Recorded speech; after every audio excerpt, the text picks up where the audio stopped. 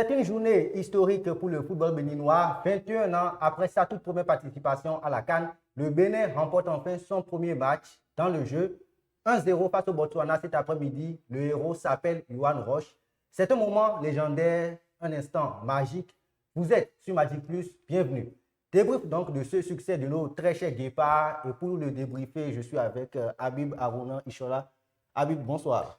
Bonsoir Freddy, bonsoir à toutes et à tous, et vous le dites bien, journée historique ce 27 décembre 2025.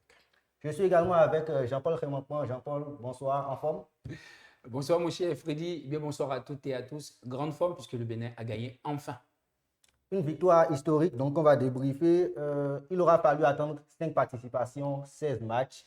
Enfin, la victoire est au bout. Cette victoire dans le temps réglementaire, Habib. Ouais, c'est comme si c'est un signe indien qui s'est brisé parce que historiquement, il y a eu des matchs où on a cru que ça devait se solder tout au moins par une victoire du Bénin. En 2019, il y a eu même un exploit avec le quart de finale perdu contre le Sénégal, mais jamais le Bénin n'avait encore gagné dans un match au bout de 90 minutes.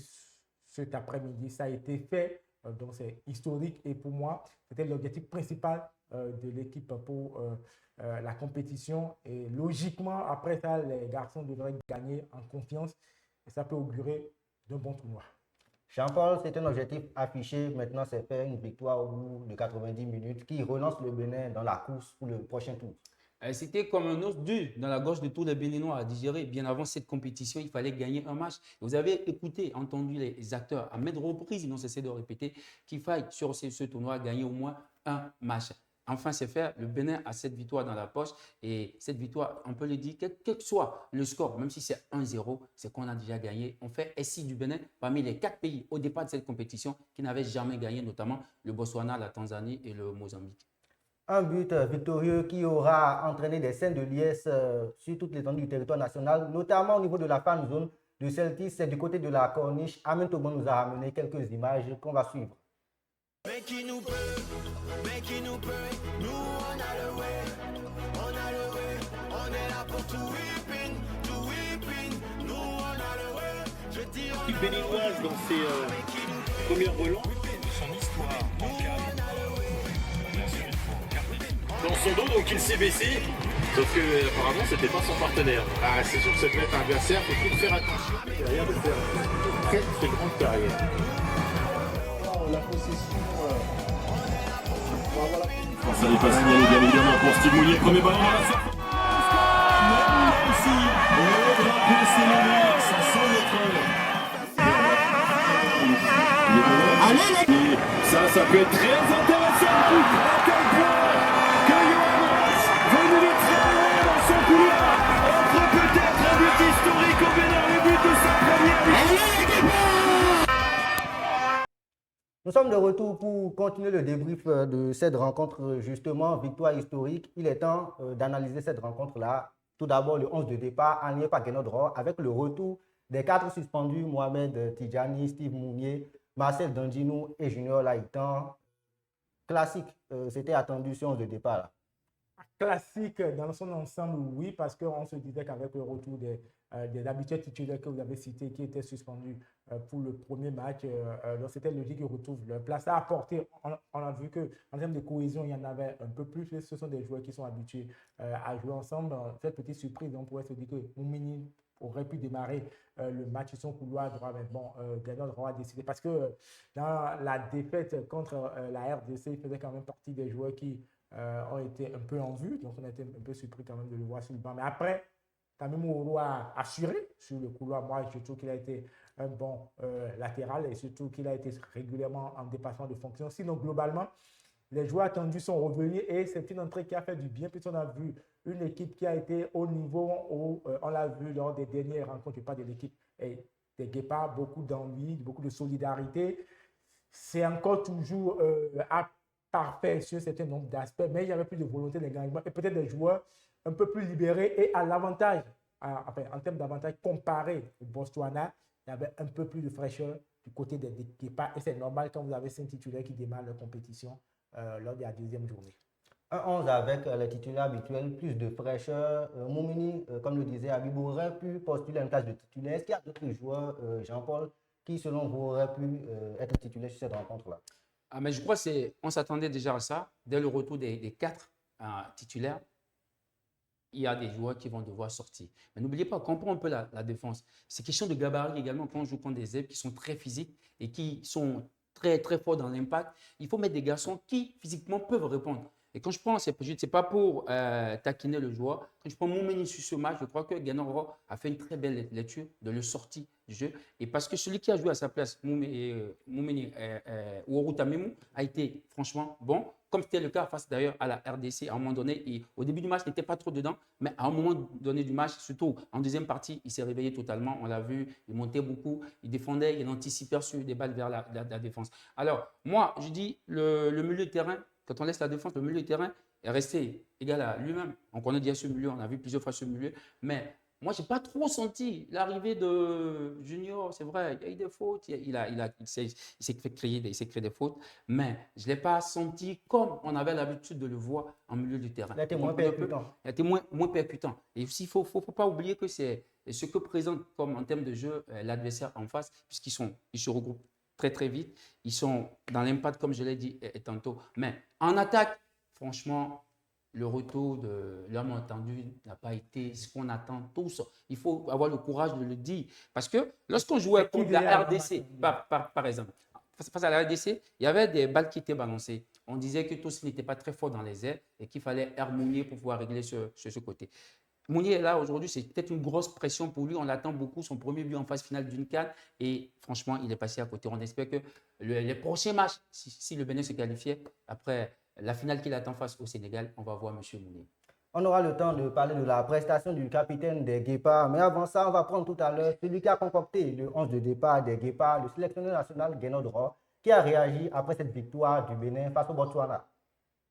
Oui, évidemment, on est content. C'est une victoire historique parce que le Bénin n'avait jamais gagné un match à la Coupe d'Afrique des Nations dans ses 4 participations. C'est donc la première, donc on est heureux, surtout que ça nous donne l'espoir de sortir de ce groupe difficile avant le match contre le Sénégal, qui va être évidemment compliqué aussi.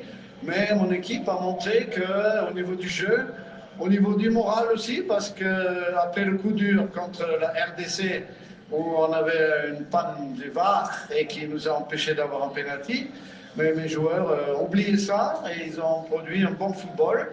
À la fin, ils ont un peu trop reculé à mon goût, mais ils voulaient tellement défendre cette première victoire qu'il faut le leur pardonner. C'était donc à l'instant le sélectionneur Guénot Dro. On revient au plateau pour continuer le débrief de cette rencontre-là. C'est une première mi-temps où on a vu le Botswana qui a posé un certain défi physique à nos Guépards, notamment au milieu de terrain où il fallait être présent sur les duels. Comment avez-vous perçu justement la réponse physique de nos éléments face au Botswana? Alors d'abord ce match, je crois qu'il faut l'analyser sur 2 ans. On analyse sur l'angle du résultat 1-0 en faveur des Guépards, ce qui est historique et tout. Mais après, quand on regarde le contenu, il faut quand même dire que c'était beaucoup plus équilibré que le score ne le paraît. Et quand vous parlez, et surtout, je l'avais dit dans ma précédente intervention, il y avait beaucoup plus de fraîcheur du côté des Guépards, ce qui a permis de pouvoir faire face dans un premier temps à ce défi physique, de le supporter, de le soutenir après, de pouvoir mettre derrière en difficulté cette équipe du Botswana. Parce qu'en réalité, il n'y a pas beaucoup d'occasions tranchées, mais en termes de situation, le Bénin pouvait convertir certaines situations également en occasion de but. Donc, globalement, c'était une équipe du Botswana faible qui a tenté d'entrer, de mettre l'impact physique, mais qui, sur la suite de la rencontre, n'a pas elle-même pu tenir l'intensité qu'elle a proposée. En face, les Guépards, ça a très bien répondu physiquement. Et en cela, on peut dire que défensivement, ça a été solide, avec le retour de Tidjani notamment, et le décalage de Luan Roche, de Roche sur son couloir, après de Tamimou, qui pour moi, c'est l'un des choix tactiques les plus intéressants que Guénot aurait fait, parce qu'avec Tamimou, ça a été très solide. Donc après, au niveau du milieu de terrain, bon, il y a les 3 habitués. Je crois que c'est là où il y avait plus de fluidité. Les 3 joueurs ont leurs limites, mais c'est quand même des gens qui sont habitués à jouer à ça. Donc pour moi, le Bénin a bien résisté dans un premier temps au défi physique. Après, a su lancer ses flèches, même si offensivement, c'était très souvent brouillon. Le Bénin a su répondre justement à ce défi physique, à ce duel au milieu de terrain, à l'intensité de l'équipe botswanaise. Mais le réalisme a manqué, comme le disait Habib. Bien sûr, le réalisme a manqué. Habib parlait de brouillon. Moi, je dirais plutôt que c'était un peu précipité. Parce qu'en attaque, parfois. C'est 2 mots synonymes.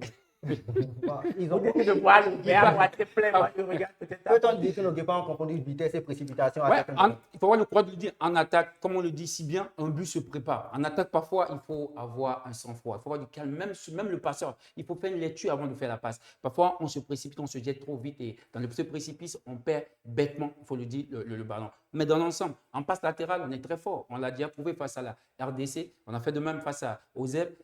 Surtout, après l'impact physique, après cette compression qu'on a eue de leur part, ils ont relâché un tout petit peu. Le Bénin a su gérer. Et c'est ce temps de faiblesse des Botswanais. On a eu notamment beaucoup de montées de nos latéraux, que ce soit Ouroutamimou ou même Yohan Roche, qui est un peu plus défensif, mais qui apporte souvent, qui fait des dépassements de fonction. C'est l'un des schémas tactiques réussis et le positionnement le plus réussi de Luan Roche et de Ganon Roche jusque-là, parce que mettre ce garçon sur le côté, il sait monter, il sait prendre le couloir, et là, une fois encore, il a bien été retrouvé par Olivier Verdon sur la transversale, et la passe de Steve Mounier, qui franchement, ma foi, a été très philanthrope. Okay, si Alors, cette je parle action aurait été... de Roche, moi, je veux bien dire un mot, puisque c'est lui le héros de l'après-midi. Moi, je suis content pour lui et je trouve que l'histoire est belle, que ce soit lui qui marque, celui qui donne la victoire au Guépards, parce que depuis 2 ans, c'est quand même le joueur de l'équipe nationale le plus constant. Parce que depuis qu'il a été installé sur Et qui est le devenu couloir droit, sapeur-pompier. Sapeur-pompier, il joue à droite, il joue à gauche, mais depuis qu'il est à gauche, franchement, c'est constant. On a presque oublié les lacunes défensives que l'équipe avait à gauche. Et j'ai été un peu peiné quand j'ai pu lire un peu sur les réseaux sociaux, dans la presse, tout ce qui s'est dit après son loupé qui a conduit à la défaite face à la RDC. C'était un peu comme si on a désigné un coupable alors que c'est un garçon qui a été... Et sur le but, correct. sur le but, Et sur le on peut but, se c'est permettre un peu d'analyser, comme c'est si- une erreur collective. Voilà. C'est une erreur collective si on doit analyser le but contre la RDC. Mais bon, comme en général chez nous, Tout est parti du côté droit de l'attaque de la RDC. mais comme chez nous en général, il faut toujours désigner un coupable quand il y a une situation, au lieu de voir qu'on a tendance à oublier que le football, c'est un joueur. C'est lui qui marque ce but, même si bon, il y a un peu de réussite, puisque la frappe est contrée. Mais j'estime que l'histoire est belle et quelque part, justice lui a été rendue. Et il rentre bien dans l'histoire, devenant le 5e buteur à une phase finale de la Coupe d'Afrique des Nations. Après Moussa Latondi qui a rejoint dans le groupe, après Razak Omotoyosi, après Adileou Moïse et Michael Poté qui a marqué 2 fois contre Ghana en 2019. Maurice Alaougoubi également. Et je vais apporter de l'eau à votre moulin. C'est le 3e défenseur béninois après Moussa Latondi et Moïse Adileou à avoir marqué pour le Bénin à la CAN. 3 défenseurs quand même, ce n'est pas... Belle compensation pour lui, on peut dire. Donc, on va partir rapidement sur vos tops et vos flops dans cette rencontre. Un choix à chaque fois. Moi, je prends le top rapidement. Le top, c'est Yohan Roche. Man of the match. Il n'est pas le premier, hein, parce que si on entend beaucoup de choses, il n'est pas le premier. Contre le Maroc en 2019, Stéphane Session avait été man of the match aussi, homme du match, comme il dit. En 2010, également en Angola, Anoseka avait été homme du match. Face à l'Égypte. Ouais, face à l'Égypte, bien sûr. Face à l'Égypte. Ok, votre flop. Bon, même si j'ai une petite idée dessus. Le flop, je laisse tomber le flop pour le moment. Bon, Habib, quant à vous, votre top et votre flop. Alors, après le top, j'aurais pu dire aussi Yohan Roche, mais bon, comme Jean-Paul l'a dit, en fait, c'est lui. Et après, je cite Amimo Ourouma, je trouve qu'il a été très bon sur ce match. C'est un joueur, chaque fois, on a tout de regret de voir qu'il n'a pas un club où il n'évolue pas à un niveau qu'il mérite. Je trouve que c'est vraiment un bon joueur. Défenseur central, il est un peu court, mais sur les couloirs, il apporte beaucoup. Pour moi, sa titularisation cet après-midi a été l'une des réussites et lui-même, il a redonné, enfin, il a mérité la confiance de son entraîneur. Et votre flop. Bon, après, le flop, c'est évident, hein, c'est une grosse déception, c'est le capitaine Steve Mounier. Steve Mounier, c'est l'homme de 1 match sur 5. Il est bon une fois, les 4 matchs qui suivent, il n'est pas bon. Cet après-midi, on a l'impression que le Bénin jouait à 10. Parfois, tu te demandes s'il ne jouait pas. Mais Habib, Habib, je vois pas. est-ce que vous ne pensez pas que c'est le travail défensif qui fait de lui Pas du tout, parce que même sur les actions offensives, il n'a pas été présent. Moi, j'ai l'impression, et c'est peut-être ça que... Vous savez, trop de pression, il est mal rentré dans J'ai la... l'impression qu'il se met un peu trop de pression et qu'il y a des objectifs individuels qu'il veut remplir sur les matchs. Et ça le perturbe énormément. Moi, je crois qu'il doit s'intégrer plus collectivement dans cette équipe-là et se mettre moins de pression et il intégrerait plus le groupe et serait plus efficace à son poste. On va écouter les impressions des Béninois interrogés au niveau de la fan zone de Celtis après la victoire historique, il faut encore le dire, du Bénin face au Botswana. C'est maintenant. Les Guépards nous ont démontré vraiment leur fureur. Ils ont été décisifs, ils ont contrôlé le match. Le nombre de passes, ils ont mis les meilleures passes possibles, le meilleur nombre de passes. Donc vraiment, ils nous ont montré qu'on est derrière eux, ils nous ont vraiment prouvé qu'on est des Guépards. Bravo Guépard. Et on est quand même une jeune nation de foot. Mais on a des espoirs d'aller loin. Je pense qu'il faut y aller étape par étape. C'est petit à petit. Là, vraiment, avec les 5 qui sont revenus, Olaïtan, Mounier, etc., vraiment, on a une bonne équipe. Remporter, je ne sais pas, mais on peut passer. On peut passer. Donc, on garde espoir. Allez les Guépards. Bon, Celtis, vraiment, moi, je suis dans le quartier ici. C'est formidable. Hein. On a tous les jeunes. On a vraiment tout le monde qui est là dans une ambiance détendue, agréable. On passe du bon temps. Vraiment, merci à Celtis pour ce soutien. Merci pour nous aider à vraiment apprécier le jeu des Guépards. Alors vraiment, félicitations. Ils ont vraiment joué. Notre premier match, on devrait remporter, mais à cause de quelques fautes qu'ils ont eu à faire le jeu, on n'a pas pu. Mais cette fois-ci, on a essayé de la remporter avec fierté. Vraiment, ils ont fait du fort. Je les félicite. Ils sont 10 quoi. On félicite d'abord le réseau Celtis parce que c'est grâce à lui que nous sommes là. Ils veulent montrer qu'ils sont vraiment fiers d'aller à la CAN, ramener le trophée une fois pour l'histoire du Bénin. Et match pour le Sénégal, on les attend. Ça serait une surprise pour le Sénégal parce que le Sénégal, déjà qu'il va gagner. On les attend, on va gagner ce match. Je sais un peu comment les remercier. C'est pour une première fois pour le Bénin. Et on regarde le match ouvert, à l'aise, sécurisé encore. Merci pour Celtis, affront et affront qui ne perd jamais. Nous étions tout à l'heure au niveau de la fan zone de Celtis qui justement a un partenariat avec l'association de la presse sportive du Bénin, APS Bénin, avec lequel on va parler avec Jean-Paul Crémant. Parlez-nous un peu de ce partenariat. Ce partenariat, vous n'êtes pas sans le savoir, c'est historique. C'est une première dans l'histoire de la presse sportive. Déjà, d'abord, je tiens en tant que journaliste, personnellement, tiens à remercier tous les membres du bureau de l'APS, l'association de la presse sportive au Bénin, puisque c'est un bureau qui est très organisé. Et c'est pour ça d'ailleurs que Celtis a accepté de signer ce partenariat avec la presse en ce moment précis de la CAN pour plus de visibilité. Mais je tiens à dire à tous ceux qui nous suivent actuellement que moi, personnellement, j'utilise non seulement la SIM Celtis, mais j'utilise beaucoup la connexion Celtis. Donc, n'oubliez pas que c'est le meilleur réseau actuellement au Bénin. Et je crois qu'accompagner Celtis en ce moment de la CAN, c'est tester, mais c'est de voir que c'est un réseau qu'on peut suivre. Est-ce un partenariat qui va se poursuivre bien après la CAN? La fin de la CAN, après la CAN, on fera sûrement un bilan. On fera un bilan avec les responsables de Celtis. Et s'il faut continuer, on continuera. Habib, un mot sur ce partenariat entre l'APS Bénin et Celtis. Très intéressant en termes de partenariat parce que l'un des points faibles de l'environnement sportif du Bénin, c'est le défaut de partenaires. Et depuis un moment, Celtis s'est quand même proposé comme un partenaire de référence dans le domaine du sport. Donc, et sur cette Coupe d'Afrique des Nations, je trouve que c'est très bien parce qu'en général, quand on fait des partenariats, on a l'impression que le côté des journalistes, des organisations, les journalistes ou des fêtières, les journalistes sont ce côté oublié. Mais là, pour moi, Celtis a corrigé ça et c'est toujours bien. Et j'estime que c'est un partenariat qui devait être gagnant-gagnant pour les deux parties. Un partenariat gagnant-gagnant et justement, je vous propose de suivre cet élément qui nous en dit un peu plus sur ce partenariat entre l'APS Bénin et Celtis. Après 2004, 2008, 2010 et 2019, les Guépards du Bénin renouent avec la phase finale de la Coupe d'Afrique des Nations. Où que vous soyez, Celtis vous embarque pour vivre d'intenses moments de football. Celtis, 100% vibration. Bienvenue chez vous. Celtis, partenaire de l'APS Bénin sur la CAN Maroc 2025.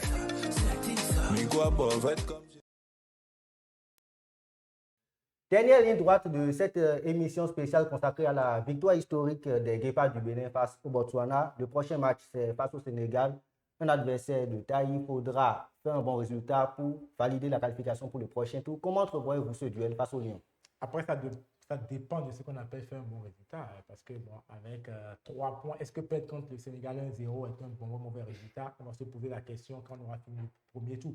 Idéalement, alors on va dire que pour les Guépards, ça aurait été bien que le Sénégal se débarrasse de la RDC. Finalement, les deux équipes font match nul. Donc, le Sénégal, mathématiquement, n'est pas complètement qualifié. Donc, la rotation d'effectifs qu'on pourrait attendre ne sera pas forcément du rendez-vous. Donc, le Sénégal va être un peu difficile parce que c'est un match où les Guépards ne partent pas favoris. Mais en général, c'est le genre de match où l'équipe est à l'aise, c'est-à-dire que l'équipe sait qu'elle va souffrir, qu'il faut se replier, gagner sur d'autres valeurs que celles du niveau ou de la tactique. Donc, pour moi, ça ne va pas être un match facile. Mais après, c'est se poser les bonnes questions. Si déjà le score n'est pas très faible, enfin, si la défaite n'est pas très grande, ou bien un match nul, ou une petite défaite face au Sénégal pourrait suffire. Parce que dans ce genre de configuration, historiquement, quand vous regardez, il y a 4 places de meilleur troisième à prendre. En général, vous avez entre 2 et 3 équipes qui ont 4 points qui vont passer, mais il y a toujours au moins une équipe qui passe avec 3 points. Et c'est celle qui a un gros différentiel, la moins négative, qui va l'emporter. Et à ce jeu, pour moi, les Guépards sont encore en course. De toute façon, on avait dit que la qualification du Bénin se joue en grande partie, à 80% contre le Botswana. Je crois que la mission est remplie. Après, les garçons ont aujourd'hui le moral pour aller tenir tête à une équipe du Sénégal. Le Bénin dans une bonne dynamique avant d'affronter le Sénégal, qui, par contre, après ce match nul-là, aura quand même envie de remporter cette partie. Comment l'entrevoyez-vous? C'est un match de revanche, il ne faut pas l'oublier. Et le Bénin a été éliminé en quart de finale en 2019 pour sa dernière phase de finale par l'équipe du Sénégal. C'était un score laborieux pour les Lions, 1-0. Cette fois-ci, on se retrouve un peu dans une configuration où le Sénégal, l'un des favoris, n'est pas encore qualifié. N'est pas totalement qualifié. Parce que quand on sera en train de jouer contre le Sénégal, à la même heure, de l'autre côté, l'équipe de la RDC sera en train de jouer contre le Botswana. Si on gagnait pour le Sénégal, ce serait peut-être un affront. Je ne prendrai pas l'exemple de la Côte d'Ivoire de finir 3e dans ce groupe. Parce que si le Bénin gagne, le Bénin aura 6 points. Le Sénégal va maintenir ses 4 points. Et là, si la RDC gagne de l'autre côté, la RDC aura aussi 6 points. Donc là, le Sénégal sera relégué à la 3e position. La RDC aura 7 points. Puisque à 4 points, elle aura 7 points. Merci, Habib. Et vous savez, là, c'est un match, c'est une petite finale pour le Bénin. Et ça va se jouer au mental. Il va falloir que le Bénin joue comme il a entamé sa rencontre face à la RDC. Mais cette fois-ci, il faudra rester très concentré et éviter parce que sauf une erreur dans une rencontre peut amener un but. La dernière fois, l'erreur était une erreur de communication. On espère qu'il n'y aura plus d'erreurs et cette fois-ci, on va rester concentré de la première à la dernière minute face au Sénégal. Tout est une chose est sûre, ce ne sera pas une rencontre facile. Et les Sénégalais, comme l'a dit Habib, vont pas faire le turnover nécessaire parce qu'ils ne sont pas totalement qualifiés et en termes de première et deuxième position, ils ne sont pas encore qualifiés. Donc là, ils vont tenter de maintenir les mêmes joueurs. Maintenant, il y a la fraîcheur. Il y a la fraîcheur physique qui va jouer. Dans une compétition comme la Coupe d'Afrique des Nations, il faut savoir gérer vos cadres. Il faut savoir les gérer parce qu'en phase décisive, vous aurez besoin d'eux. Donc, qu'est-ce que l'entraîneur sénégalais va faire? On ne sait pas encore. On attend de voir le 11, mais toujours est-il que c'est une petite finale pour le Bénin. Il faudra être concentré, il faudra éviter les erreurs. Jeu de pronostic, quel score voyez-vous pour cette rencontre-là, pour finir rapidement? Objectivement, pour moi, je vois le Sénégal quand même l'emporter. Après, je vois un score qui n'est pas très grand et qui derrière peut permettre aux Guépards de se qualifier. Un score étriqué, peut-être 1-0. Est-ce votre avis également? Et quand vous voyez un peu le parcours du Sénégal et les affiches les précédentes rencontres du Sénégal face au Bénin, vous allez comprendre vous-même que dans ce match, le Sénégal va mettre au moins un but.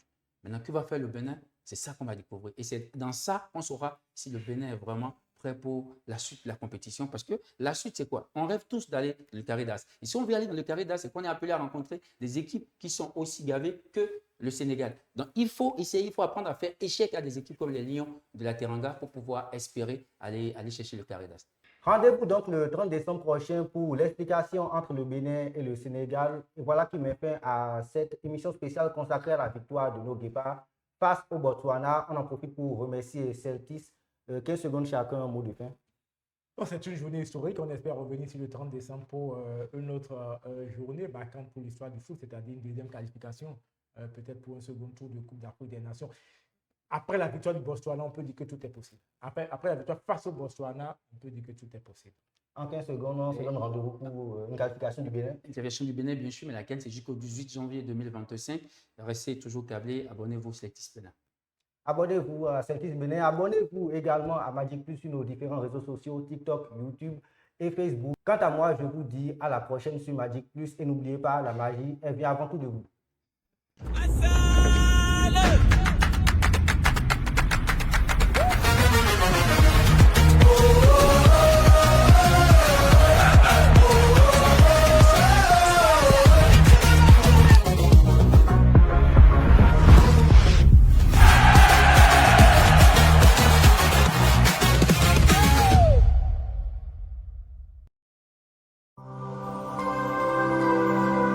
Magic Partner, inspirer, innover, rayonner.